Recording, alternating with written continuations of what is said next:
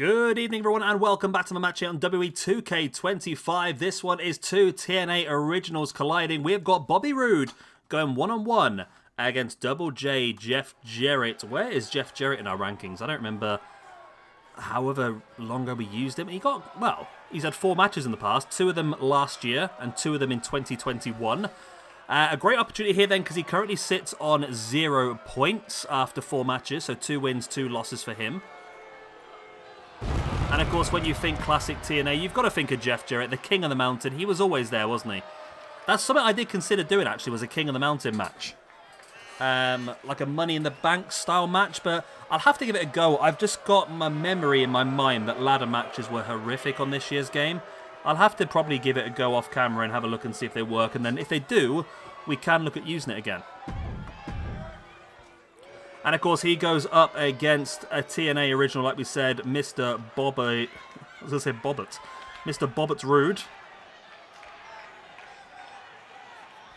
One half of Beer Money.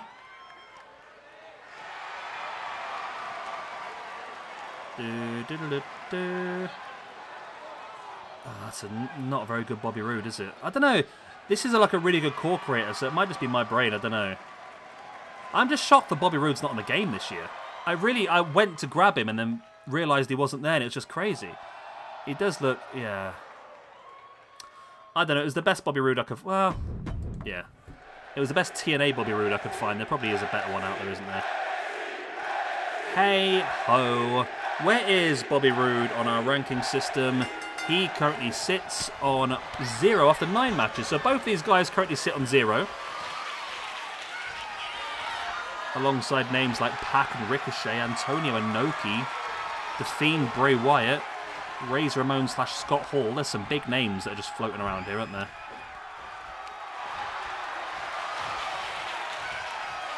Alright, so Bobbit Roode is in control of the early stages of this match. I would say that Jeff Jarrett should be the favourite to come out on top of this one, but you never know. Stranger things have happened on this game. Stranger things always happen on this game, to be honest. It's not very often that normal things happen on this game. Boom. So I'll just update the numbers of the rankings. We're 1,044 wrestlers now on the ranking system. Not all of them have had matches. There's about 50, 60 odd that have never had a match. Well, including Rosie and Jamal, and they're on the game this year, aren't they? So we'll have to get that opportunity sorted pretty soon. Marty Jannetty's never had a match. Iron Mike Sharp. Mike Von Erich, Bruce Hart, Bram, Blue Demon Jr. He'll be involved in the upcoming Latin American Championship tournament, so he'll get an opportunity. Coco Beware has not had a match before. Johnny Swinger, Jigsaw. Okay. Lots of people that get their opportunity sooner or later. Some that probably I'll never get a chance to use. I mean, Tigre Uno might be on the game somewhere. Tyson Tomko. Has anyone made a call for Tyson Tomko? Tyson Ducks. Ryzen. I don't know if the people have actually made any calls for these people. We'll find them eventually at some point, eh? As Double J able to avoid the clothesline attempt, now sending Bobby off the ropes. Let me have a look at a Beer Money Bobby Roode on the old Tinternet and see what I think. Bobby... I keep writing booby every time I try and type him. Bobby Roode, Beer Money. Because I think Bobby Roode, I tell you what, it's not actually as bad as it... If you actually look at Bobby Roode back in TNA, he looks very different to the Bobby Roode in WWE. I know that sounds stupid, but it is the case. And this core's not as bad. It's the long hair that throws me off. It probably is actually pretty decent. I know the guy who makes the core, I can't remember who it is now, but he's got a lot of really good cores, and I'd be surprised if this was terrible. It's not like... Yeah, it's not bad at all, to be honest with you. Right, Jeff Jarrett is in control of this match, though he's dominated a good chunk of it, dropping the double fists against the chest of Bobby Roode as well. Now in for the pin. Only a 2 count. 2.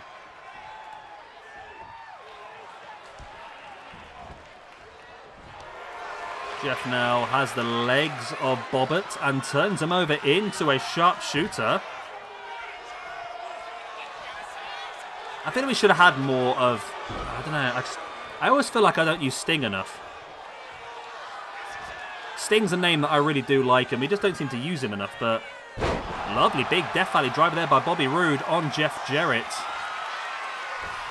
Now, Bobby, Sting does have a match at the pay-per-view. It's going to be Icon versus Icon.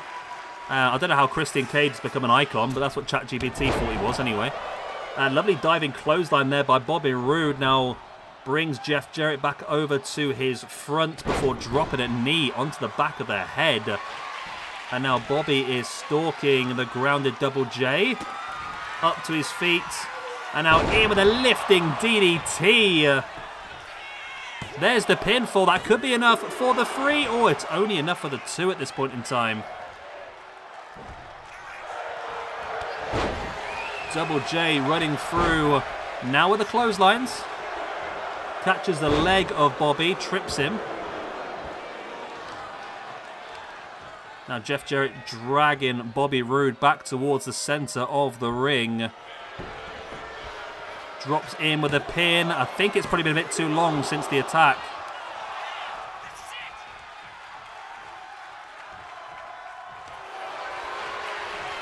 Jeff again, though, has a hold and rolls him over into the sharpshooter.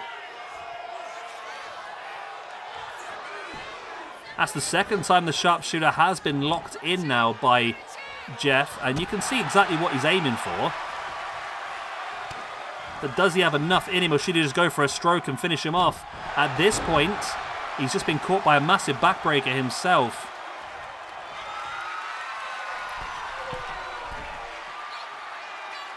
Bobby now here with a big knee drop.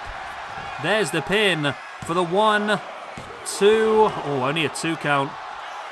I feel like Jeff should be the favourite to win this one, but Bobby's definitely in control of the match. Jeff.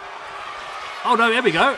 Out of nowhere, Jeff caught him into the stroke, and that could be game, set, match. There's the pin. Out of nowhere. And that is the victory for Jeff Jarrett. Bobby Roode, with that loss, then is going to move down to -1. It's -2 for the year for him now. So he did start the year on a +1. Now drops down to a -1. I don't know where I see Bobby Roode. I think Bobby Roode is someone who maybe if he sits around about the 0 mark is probably about right for him. I don't think I ever see him as I think maybe a small profit, a small positive ranking score would be right for him. I don't think I'm ever going to see him at the top of the rankings by any stretch of the imagination. And Jeff Jarrett, after his 5th match, moves up to a +1, which is going to be a big increase for him because the 0s to the 1s is quite a big jump. Yeah, 325th position is where the positives begin.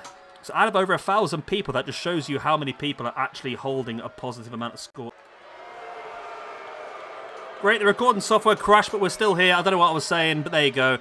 Right, so Jeff Jarrett is victorious. Like I said, he is at 325th position now on a +1, which, like I was saying, shows you how difficult it is to have a plus if less than a third of the people in a ranking system have actually got one. And some of them probably don't deserve to be there. It's one match. I mean, look at some of the people that have got 1 point. I mean, Steve Cutler, Jackson Riker, Monster Clown, Murder Clown, and Psycho Clown, Andre Chase. I heard that name before. Fire Ant, Trent Acid, Brain Damage. The people that have had 1 match and have 1 point. There's probably quite a few of them there that we might be able to give another opportunity to and see where they do end up long term, including Jake Paul. We need to get him beaten up at some point. Right, I'm going to love you, leave you good night. God bless everybody. Thank you very much for watching. Please do like and subscribe with the good stuff, and I'll see you again tomorrow for our TNA match, which will be LA Knight versus Karrion Kross. And of course, don't forget, the big pay-per-view happens on Sunday. Cruiserweight Championship action, 8-man X Division Raw style. Lucha Brothers versus Demolition for the Tag Team Championships. A big Fatal 4-Way Elimination Tag Team match as well, showcasing 4 of the tag teams from TNA's history. We got a Monsters Ball match as Lance Archer defends the Hardcore Championship against Abyss, Raven, Sabu, Rhino, and RVD. Main Event Mafia will be in action as well in a 6-man tag. Sting versus Christian Cage in an Icon versus Icon match. And, of course, the big main event, the United States Championship being defended by Kurt Angle against AJ Styles. Right, I'm going to love you, leave you then. Good night, God bless, I'll see you all again soon. Thank you very much for watching all that other good stuff. Bye-bye.